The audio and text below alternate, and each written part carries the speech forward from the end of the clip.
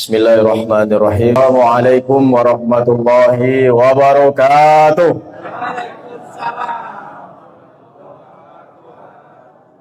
Alhamdulillah. Mudah-mudahan dengan kehadiran mereka ini menambah keberkahan dan kemuliaan majelis kita ini. Hari baik, kalau tidak diisi dengan amal soleh, maka tidak ada kebaikan bagi diri kita. Menurut ulama fikih, yusabu ala fi'lihi wa la yu'aqabu ala tarkihi. Ada lagi apa ibu yang rahmati Allah? Ma'udhifa ila Nabi sallallahu alaihi wasallam min qaulin wa af'al. Montilotih bahasa awaan. Montilotih. Jalan dari rumahnya lantaran terpahala apabila dikerjakan, ditinggalkan tidak berdosa, karena itu termasuk perbuatan dia sebagai manusia.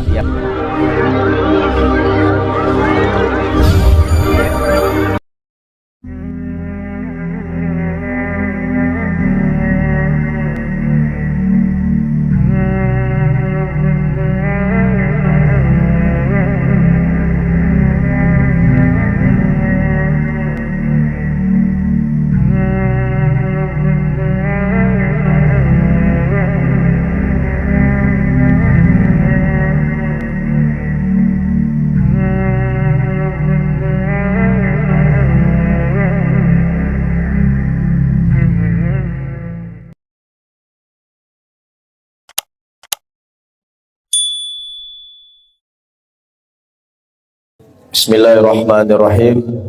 Assalamualaikum warahmatullahi wabarakatuh.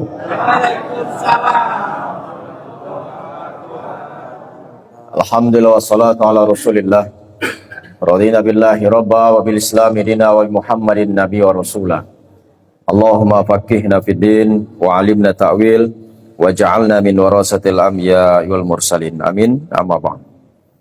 Yang sama-sama kita hormati dan kita muliakan para asatidz yang alhamdulillah pada pagi hari ini ramai di antara ustaz-ustaz kita yang hadir. Ada Ustaz Zuli Hasman sebagai Ketua Koordinator ISB Kabupaten Rokan Hulu, ada Ustaz Bustami, kemudian ada Ustaz Zulkifli, kemudian juga hadir Ustaz Imam, Ustaz Nopri, kemudian Ustaz Aryan Sori. Agak ku sadu ustaz yang dipasir kumpul di hari ko. Alhamdulillah. Mudah-mudahan dengan kehadiran mereka ini menambah keberkahan dan kemuliaan majelis kita ini. Amin. Amin ya rabbal alamin. Dan juga kita hormati dan kita muliakan orang tua kita, alim ulama cerdik pandai, tokoh-tokoh masyarakat, nenek mamak, datuk-datuk pemangku adat, dan juga kita hormati dan kita muliakan bapak ibu yang berkesempatan hadir pada subuh kali ini. Alhamdulillah. Kembali kita bersyukur kepada Allah Subhanahu wa taala. Pada subuh hari ini kita dipertemukan kembali dalam majelis yang mulia ini.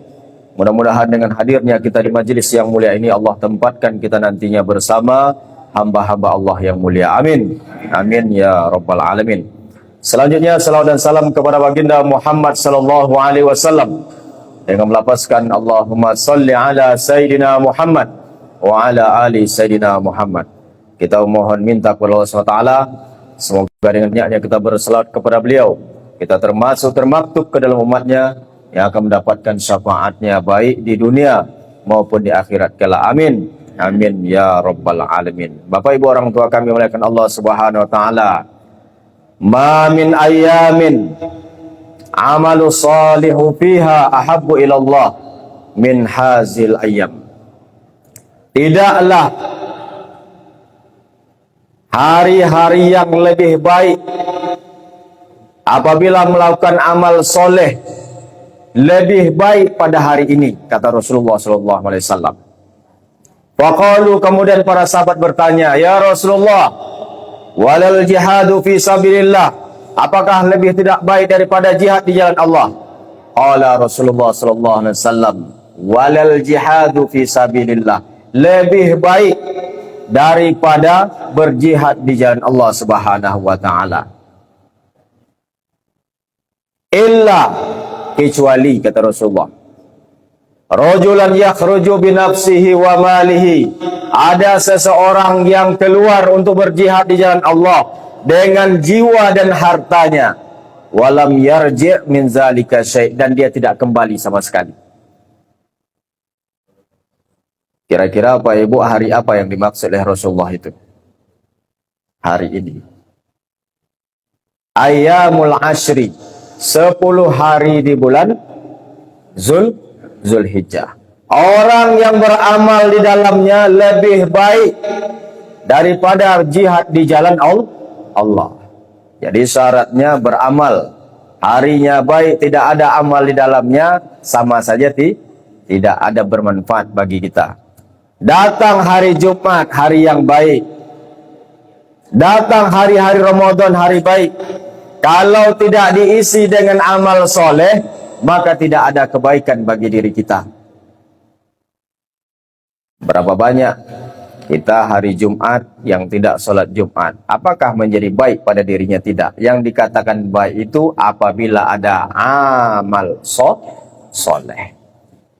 Maka timbul pertanyaan, Bapak Ibu yang muliakan Allah Subhanahu wa taala. Dan saya yakin juga bahwa pembahasan ini juga sudah pernah disampaikan oleh guru-guru kita. Ini sekedar untuk mengingatkan, amal-amal apa saja yang paling baik kita lakukan di 10 hari di bulan Zulhijjah. Walaupun kata MC kita tadi tinggal 3 hari lagi, ya kan? 3 hari lagi. Senin, Selasa, Rabu kita insya Allah melaksanakan sholat sunnah Idul Adha. Apa saja yang bisa kita lakukan dalam 3 hari ke depan? Yang pertama, disunnahkan kita untuk berpuasa pada tanggal 9 Zulhijjah. Karena Rasulullah sallallahu alaihi wasallam yasumu 9 Zulhijjah. Bahwasanya Rasulullah SAW berpuasa pada tanggal 9 Zulhijjah. Bagi siapa? Bagi mereka yang tidak melaksanakan ibadah haji. Kalau mereka yang sedang melaksanakan ibadah haji tanggal 9 Zulhijjah, tidak disunnahkan bagi mereka untuk puasa, karena mereka sedang wukuf di Arafah. Wukuf di Arafah. Al-Hajju Arafah. Salah satu rukun daripada haji itu wukuf di Arafah. Orang yang meninggalkan wukuf di Arafah, maka tidak ada haji baginya, karena dia termasuk kepada rukun. Maka tanggal 9 Zulhijjah, Bapak Ibu yang muliakan Allah SWT, bagi kita yang tidak melaksanakan ibadah haji, disunnahkan untuk berpuasa.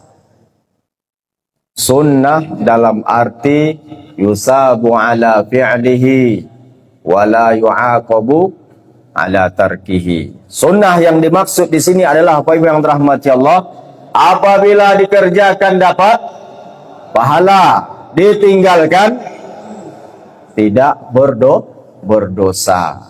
Bukan sunnah dalam pemahaman Wahabi Salafi. Nah, itu Ustaz ya. Kau disobui aswaja, singa aswaja rokan hulu, kau keluar ni balik. Adapun sunnah yang dipahami oleh Salafi Wahabi, seolah-olah sunnah-sunnah yang kita amalkan selama ini tidak sunnah.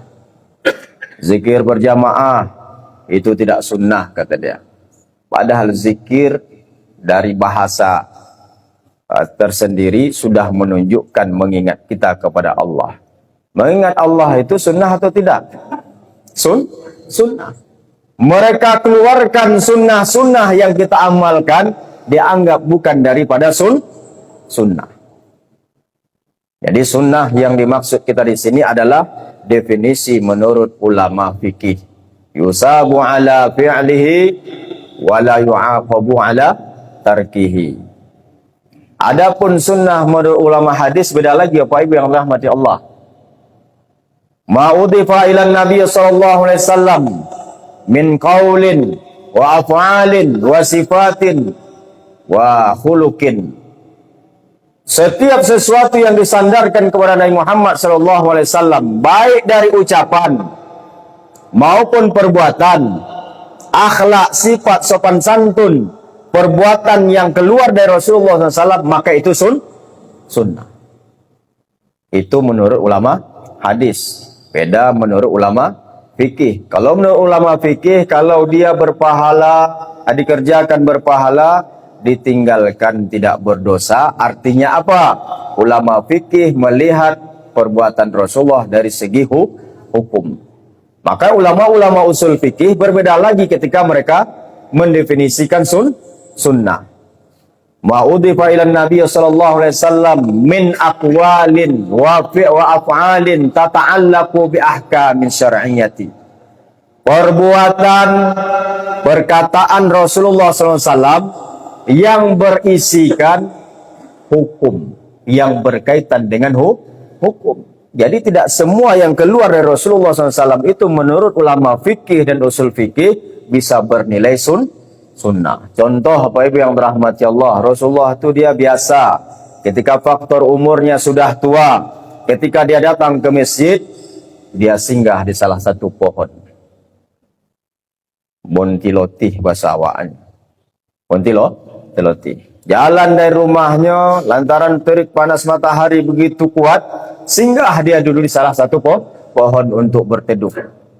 Setelah berteduh, dia baru berjalan lagi masuk ke dalam masjid. Di dalam masjid, dia bersandar di salah satu tiang masjid. Maka menurut ulama fikih dan usul fikih, itu tidak termasuk sunnah yang bernilai. Yusabu ala fi'lihi, berpahala apabila dikerjakan, ditinggalkan tidak berdosa, karena itu termasuk perbuatan dia sebagai manusia yang sudah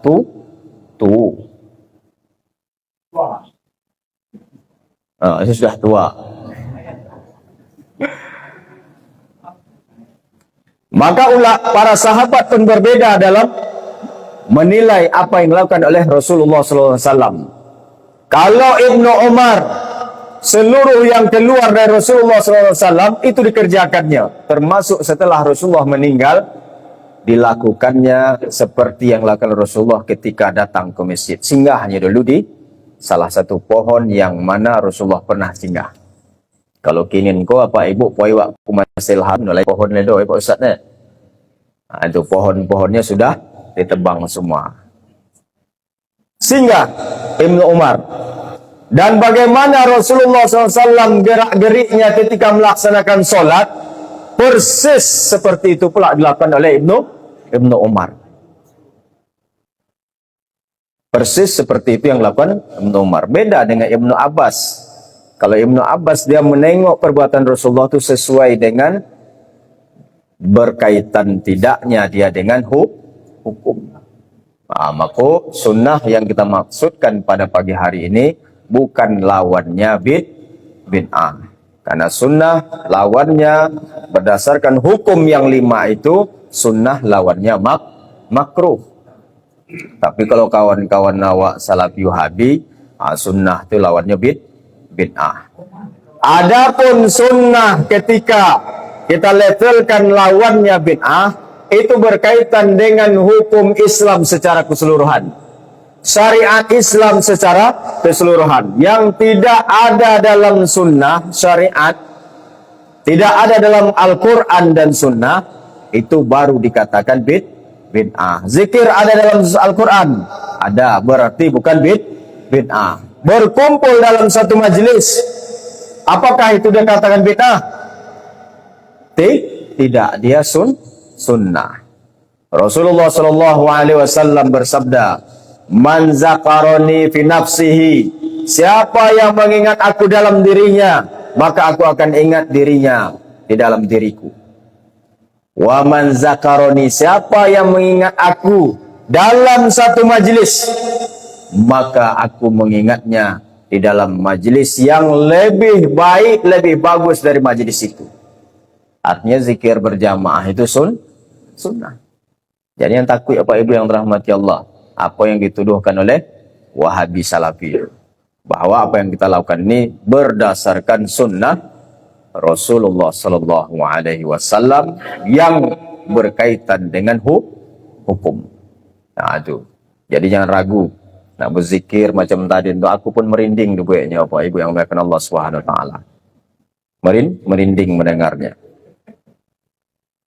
Jadi sunnah yang pertama yang dilakukan di bulan 10 hari di bulan Zulhijjah, yang pertama adalah puasa. Ada sebagian ulama membaginya 1 sampai 7 itu puasa Zulhijjah. Kemudian tanggal 8 besok itu puasa tarwiyah.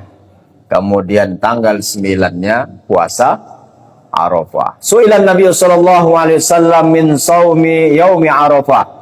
Rasulullah SAW ditanya tentang puasa hari Arafah. Maka Rasulullah SAW faqala yukaffiru sanatal madiyah wal baqiyah, bahwa puasa di tanggal 9 Zulhijjah dapat mengkafirkan. Mengkafirkan itu artinya.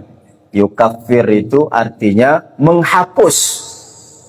Apa yang dihapus? Dosa yang lampau. Madiyah, sanatal madiyah, tahun-tahun yang lewat.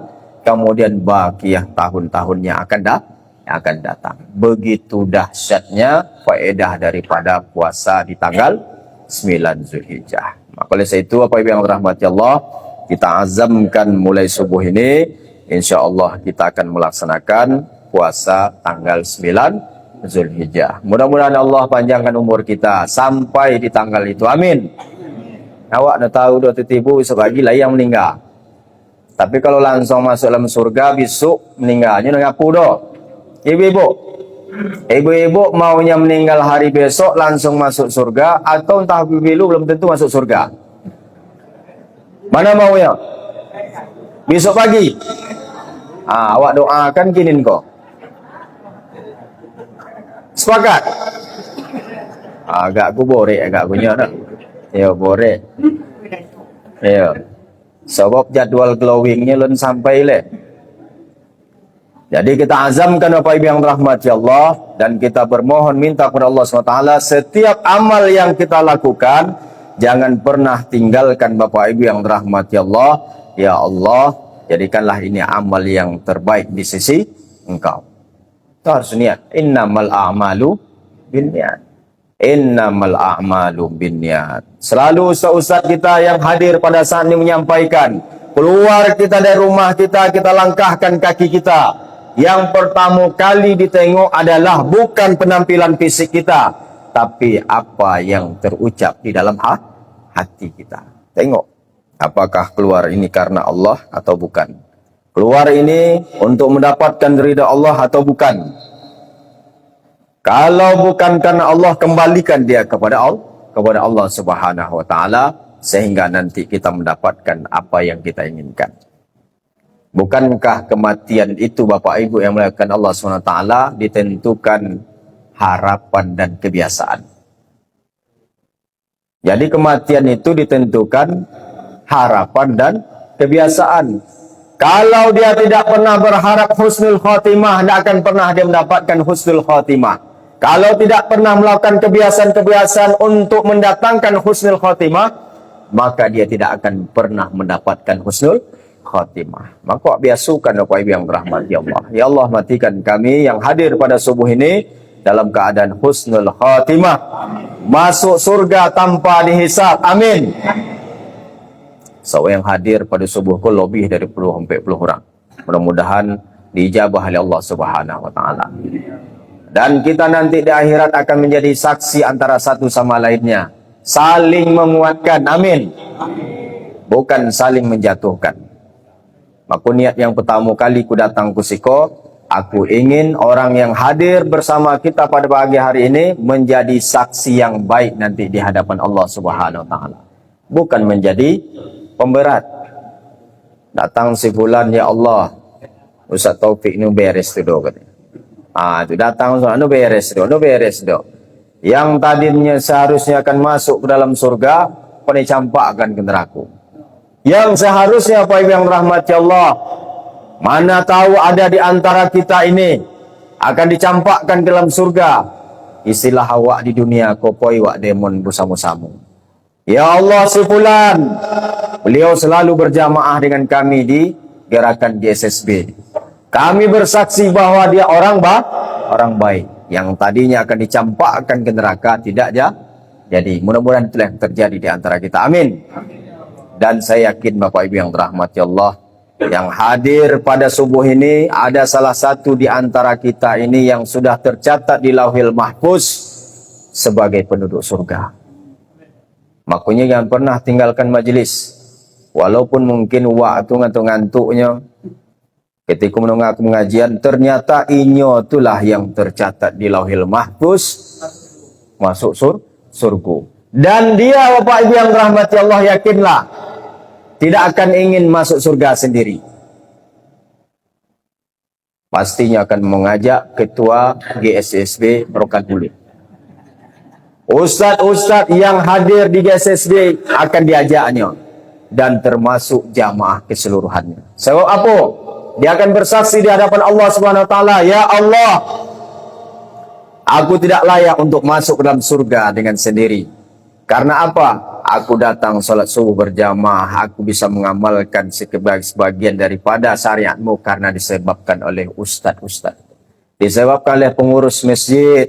Tanpa mereka menyediakan masjid, mana mungkin aku bisa hadir. Maka aku ingin masuk ke dalam surga engkau bersama-sama dengan jamaah GSSB." Maka kata Allah, diterima. Panggil semuanya, termasuk Ustaz Rahmat Taufik. Amin. Jangan ditinggal pula aku. Aku paling takut aku masuk neraka. Paling takut. Maka kita usahakan, kalau kita semakin takut dengan Allah Subhanahu wa taala, semakin takut dengan azab Allah, bukan lari, tapi mendekat dengan amal-amal soleh. Makanya beda antara kata khafa yakhafu yang bermakna takut dengan khasya yakhsha. Tanya Ustaz Nopri LC. Aku mengulang-ulang apa yang disampaikan Ustaz ke semua Bapak Ibu. Kalau khafa yakhafu, takut yang menyebabkan kita lari dari apa yang kita takutkan.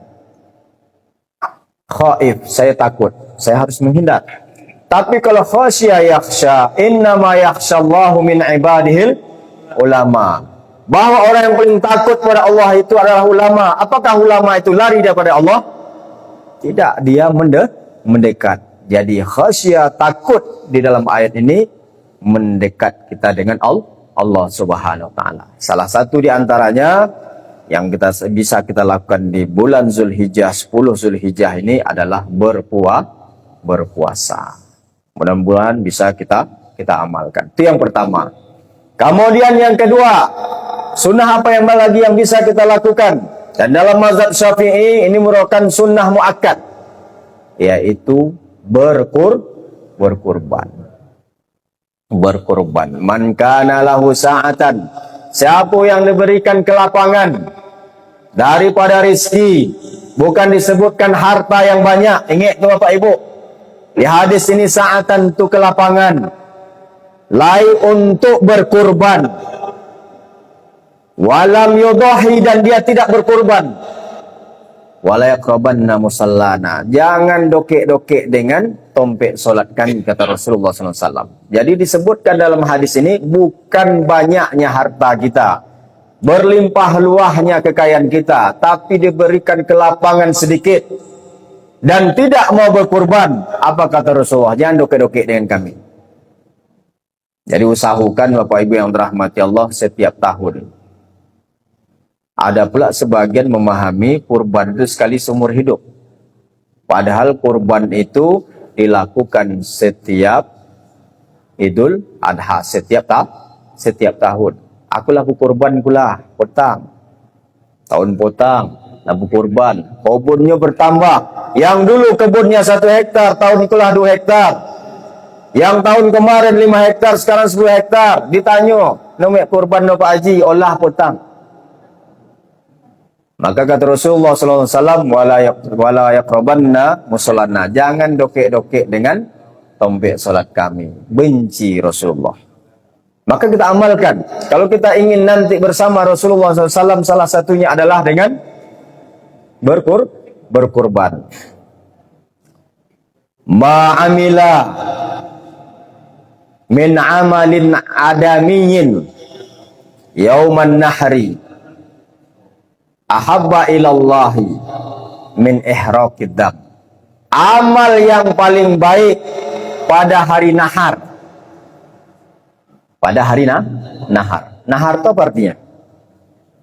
Kalau nahrun itu sungai. Kalau itu nahrun pakai ha, menyembelih. Hari yang terbaik pada hari Idul Adha, kata Rasulullah SAW, adalah ihraqid dam, mengalirkan darah. Apa itu? Berkurban. Jadi kalau kita ingin mendapatkan pahala terbaik pada hari Idul Adha, pada hari nahar, yaitu mengalirkan darah. Berupa apa? Kambing. Berupa apa? Sapi, kerbau. Kalau uak-uak awak zaman potang, Bapak Ibu yang dirahmati Allah, mereka sangat ingin untuk berkurban, mengalirkan darah, tapi disebabkan ekonomi yang kurang, maku lai bapa ayamnya yang paling elok, paling mantap, dialirkannya darahnya. Memang dia tidak dapat pahala kurban, tapi pahala keutamaan mengalirkan darah itu dapat di sisi Allah Subhanahu wa taala. Begitulah orang-orang zaman dulu, lai ayamnya yang paling elok, disembelihnya hari itu, disedekahkannya, dia pun dapat pahala sedekah. Bukankah 10 hari di awal bulan Zulhijjah merupakan hari-hari yang terbaik, lebih baik daripada jihad di jalan Allah? Lebih baik. Dapatnya di sisi Allah kebaikan, walaupun cuma ayam. Tapi ingat Bapak Ibu yang melakukan Allah SWT, jangan disobek puluh besok do, aku berkorban ayam. Lain berkorbannya, lain. Berkorban apa? Ayam, itik, enggak. Bersedekah.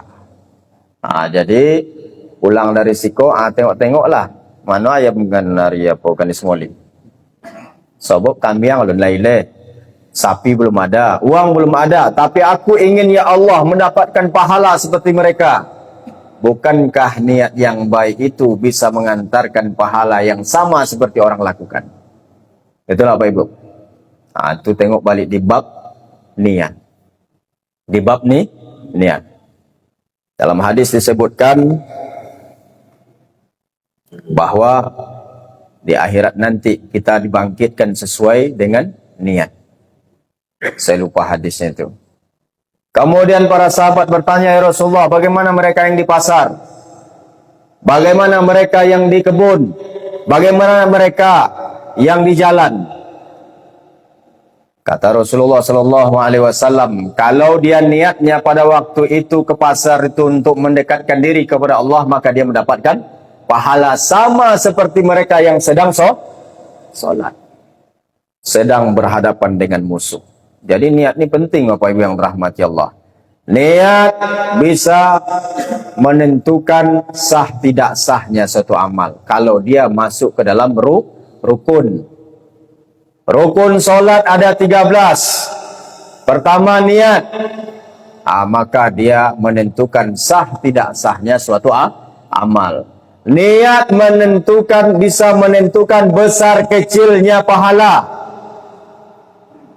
Dengan niat bisa membesarkan pahala, dengan niat bisa memperkecilkan pahala. Contoh, kalau tadi Bapak Ibu datang ke sini tujuannya cuman GSSB, maka satu itulah cuman pahala yang dapatkan. Tapi kalau datangnya tadi GSSB, kemudian silaturahim, berduduk dengan para ulama, dengan ustaz. Manzaroni, kata Rasulullah, manzaro aliman, siapa yang berkunjung bersilaturahim kepada orang alim, ka'annama zaroni, sama dia berkunjung kepadaku, kata Rasulullah. Jadi kalau kita niatkan berkunjung dengan ulama, ustaz-ustaz kita, ada Ustaz Suparman, ada Ustaz Andri, banyak ustaz lah. Semakin tengok ke belakang kau, semakin ustaz amin sadunya. Di belakang nilai Ustazah Samarita. Di samping kau, oleh kelipah-kelipah awak, ustaz-ustaz pelipah kita. Niat kita untuk berkunjung sama mereka, silaturahim kepada mereka, dapat pahala. Mengikuti majelis ilmu. solat berjamaah, zikir berjamaah, dan duduk iktikaf sebentar. Lah apa tu? Lah lebih 5 6. Makanya selalu kita sampaikan Bapak Ibu yang dirahmati Allah, perbedaan orang alim dengan orang awam itu salah satu terletak kepada niat. Terletak di niat. Orang alim kita lihat baca Qur'annya biasa saja, solatnya mungkin biasa, ringan-ringan saja, tapi kita tidak tahu apa yang dalam hatinya. Sedangkan awak ilmu sedikit, tunggang-tunggik solat, cuman itulah kita dapatkan. Tapi orang alim dengan dia berniat saja 1, 2, 3, 4, 5. Kalau saya tadi salah satu niatnya, ya Allah, mudah-mudahan ada di antara jamaah ini yang sudah tercatat di Lauhil Mahfuz dan dia nanti menjadi saksi di hadapan Allah. Dan saya yakin di antara kita juga ada di antara mereka yang tercatat di sisi Allah, wali min wali Allah, wali min aulia Allah, wali di antara wali-wali Allah. Kita nggak tahu bentuknya memang seperti itu, ternyatanya walinya Ustaz. Itu yang jolehnya wali untuk anak-anaknya. Itu nggak tahu kita. Kita tidak tahu ada di antara kita ini Bapak Ibu yang dirahmati Allah, ada di antara mereka yang sudah tercatat di sisi Allah soleh dan soleha. Kemudian ada di antara mereka lisannya mustajab di sisi Allah Subhanahu wa taala. Kita berdoa bersama-sama, amin, kata dia. Mungkin doa kita yang lain tuh gantung-gantung di langit. Disobokkan kredit ulun dibayar, utang ulun dibayar. Tapi lai seorang uak kok, dari mulai soniknya sampai tuanya, dan nyono pernah mengganggu tetangganya, tidak pernah berkata yang jelek kepada orang lain. Inyo pelah di antara yang mustajab lisannya. Mungkin dia inilah wali di antara wali Allah. Mungkin dia inilah yang termasuk penduduk surga. Amin, katanya. Sampai langsung. Dibawanya langsung untuk awak bersama-sama. Mudah-mudahan kita mati dalam keadaan husnul khotimah, masuk surga tanpa hisab. Amin. Amin ya rabbal alamin. Lah waktu Ustaz. Oh, ulun le. Sebab bahannya lah habis. Bapak Ibu orang tua kami melakukan Allah Subhanahu wa taala. Kemudian amalan yang terbaik, yang lebih baik daripada jihad di jalan Allah di 10 hari di Zulhijjah ini adalah haji. Atimul hajja wal umrata lillah wa azin fin nasi bil haji. Kalian sudah dipanggil semuanya untuk melaksanakan ibadah haji, maka tidak ada alasan lagi Bapak Ibu yang melakukan Allah SWT yang selalu diucapkan di tengah masyarakat kita. Ngapa ulun poi berangkit Pak? Ulun lai soru boleh. Ulun lai panggilan. Padahal ayat dah jelas. Wa azin fin nasi bil haji. Panggil, hai Ibrahim. Awak kolah dipanggil Nabi Ibrahim. Dan tercatat dalam Al-Quran. Kalau dia tercatat Al-Quran, berarti itu juga untuk kita semua. Artinya sudah dipanggil. Maka ketika Allah memerintahkan kepada Nabi Ibrahim untuk memanggil umat manusia pada saat itu untuk melaksanakan ibadah haji, Nabi Ibrahim mengatakan kepada Allah, ya Allah, bagaimana aku memanggilnya? Sedangkan suaraku terbatas. Kata Allah SWT, engkau yang memanggilnya, kami yang menyampaikannya. Dan ucapan itu sampai kepada kita termaktub di dalam Al-Quran. Dalam tafsir Ibnu Katsir dikatakan Bapak Ibu yang melakukan Allah, ketika Nabi Ibrahim diperintahkan oleh Allah SWT untuk memanggil orang melaksanakan ibadah haji, Nabi Ibrahim naik ke bukit Jabal Abi Qubais. Naik ke atas. Di mana di Pak Ustaz Jabal Abi Qubais itu? Anu payah doh. Poi umroh dengan kami ini Ustaz nih. Ya. Promosi lo kecil. Di mana di Jabal Abi Qubais itu Bapak Ibu yang melakukan Allah SWT? Bukit yang terdekat dengan Ka'bah. Paling tinggi dan paling dekat dengan Ka'bah itulah Jabal Abi Qubais. Naiklah Nabi Ibrahim di atasnya. Kemudian Nabi Ibrahim memanggil, ya ayyuhan nas, panggil untuk melaksanakan ibadah haji. Maka dalam riwayat dikatakan, Bapak Ibu yang melakukan Allah Subhanahu wa taala, bukit-bukit, pohon-pohon mengantarkan suara Nabi Ibrahim ke seluruh penjuru dunia. Kemudian dalam riwayat dikatakan suara Nabi Ibrahim ini juga masuk ke dalam sulbi-sulbi orang yang hidup pada masa itu. Kemudian melintas sampai ke alam ruh. Dan kita dulu sudah ada di alam ruh. Dan kita juga sudah dipanggil dan dikuatkan. Panggilan Nabi Ibrahim itu dicantumkan dalam Al-Quran. Jadi setelah mendengarkan ayat iko, nolai alasan ledo, nolai disoru. Olah koneso soru. Siapa yang menyerunya? Ustaz Yulisman. Mau pergi umroh wak? Kan soru itulah. Ustaz. Kalau nak semua Ustaz Yulisman dengan Ustaz Rahmat Taufik, ngapain lo? Biar ditunjukkan. Apa peristiwa yang terjadi di atas Jabal Abi Qubais? Besoklah sampai nak citu kan. Ustaz kan? Kalau citu kan kinin, anda jadi poi sama awak itu. Apa saja yang terjadi di atasnya? Di nak citu kan lomak. Samu ni kami menasiknya. Di Jabal Abi Qubais itu Bapak Ibu ada beberapa peristiwa. Tapi no kini nak citu kan do. Takut wak basi. Sampai kenan besok lah basi. Tapi kalau itu Bapak Ibu ada peristiwa 1, 2, orang tu pun elok menongak ke bawah. Perhatikan kok. Iko sangat penting iko. Padahal nilai amal ibadah dalamnya. Tapi sejarah itu pun penting Bapak Ibu yang dirahmati Allah. Jadi yang pertama Bapak Ibu yang dirahmati Allah, kita sudah diseru. Jangan pernah ragu. Kemudian datanglah atu-atu wa. Macam manalah Pak Ustaz? Umurku sudah tua. Dah sehari 2 hari lah aku mati. Apalah gunanya aku mendaftar? Logika yang salah. Seharusnya karenalah itulah mendaftar. Disebabkan sehari 2 hari itulah kita mendaftar. Kenapa demikian? Kalau kita tidak mendaftar, maka sampai mati kita tidak akan pernah mendapatkan pahala yang namanya pahala haji.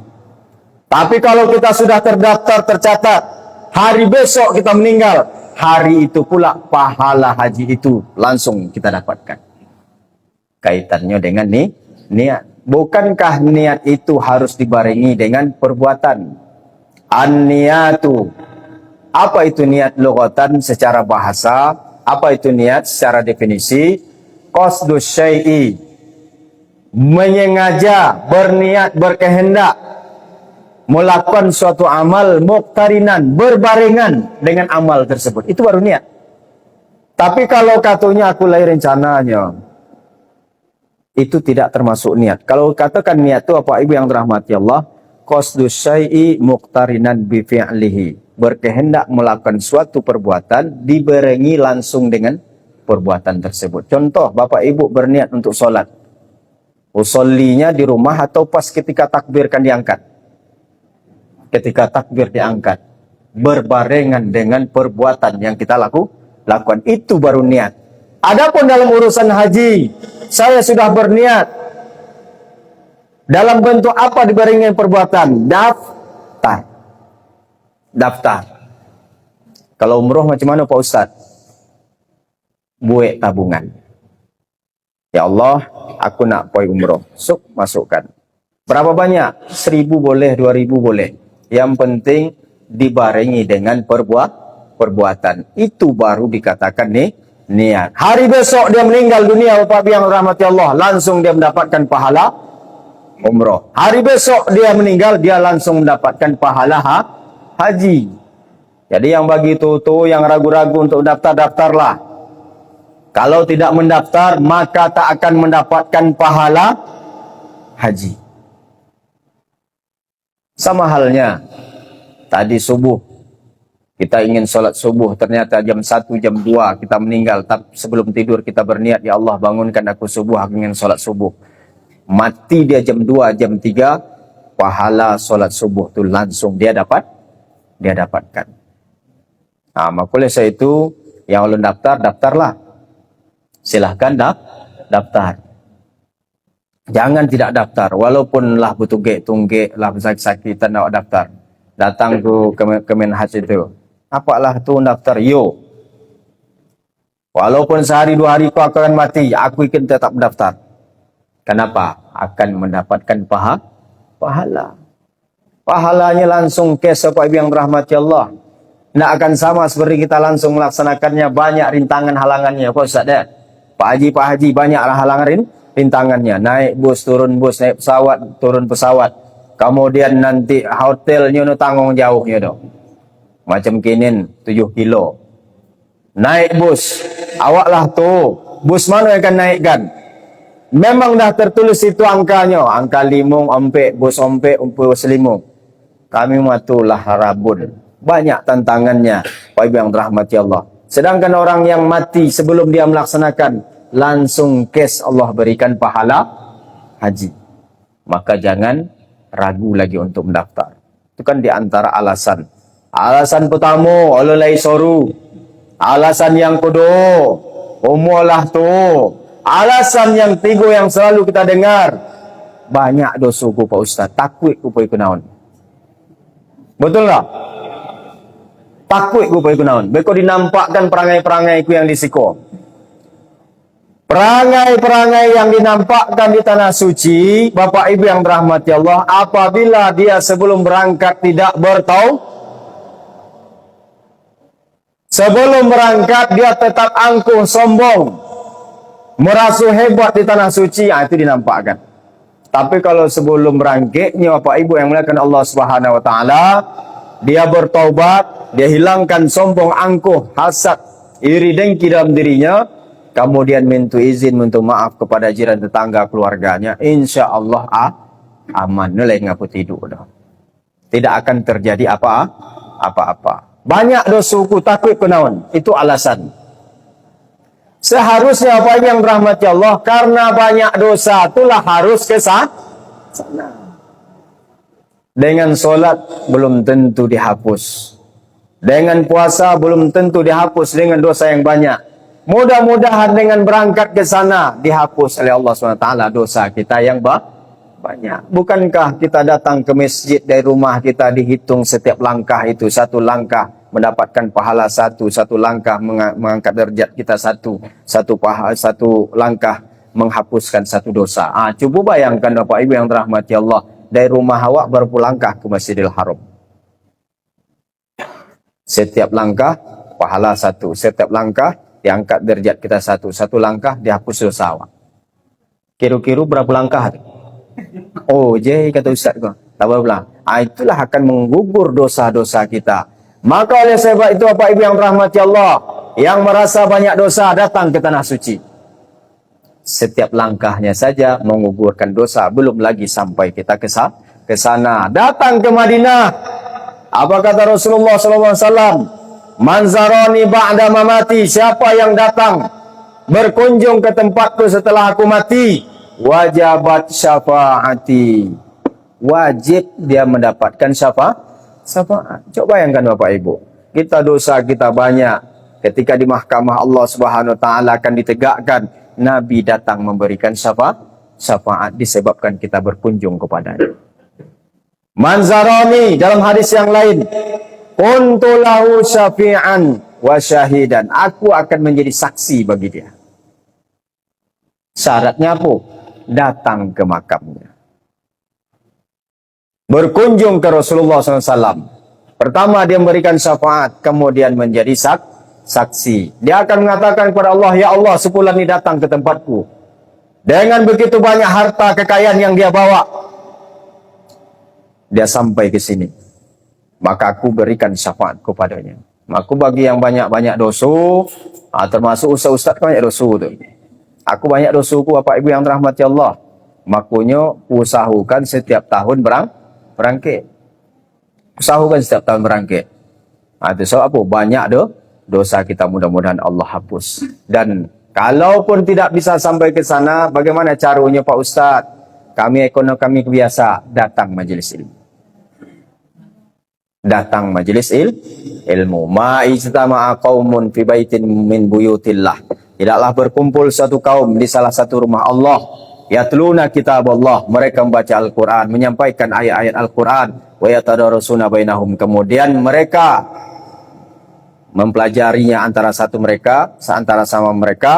Illa kecuali nazalat alaihimus sakinah. Allah turunkan ketenangan. Aku kalau awak galau-galau di rumah awak apa ibu, datangkanlah majelis ilmu. InsyaAllah Allah berikan ketenangan.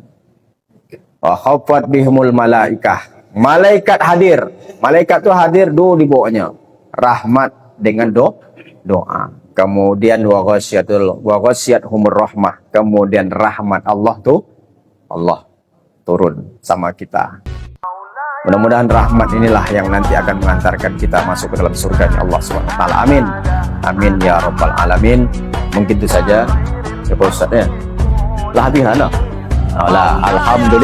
Alhamdulillah. Mudah-mudahan apa yang kita sampaikan pada pagi hari ini bermanfaat baik di dunia maupun di akhirat, dan Allah matikan kita dalam keadaan husnul khatimah bil khair wal afiyah, masuk surga tanpa dihisab. Amin. Assalamualaikum warahmatullahi wabarakatuh.